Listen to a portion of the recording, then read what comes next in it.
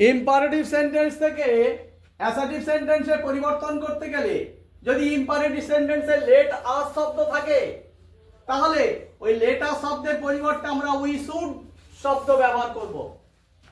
দেখুন একটা বাক্য, let us go out for a walk, তাহলে লেট আস এর পরিবর্তে আমরা কি ব্যবহার করব না উই শুড ব্যবহার করেছি আমরা লেট আস এর পরিবর্তে, তারপর যা ছিল তাই, go out for a walk.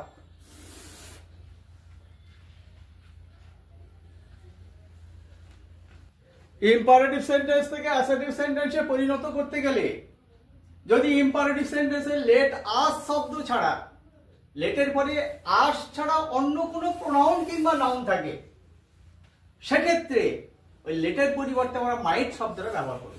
খেয়াল রাখতে হবে, লেটের পরে প্রোনাউন বা নাউন থাকবে কিন্তু আস শব্দটা থাকবে না।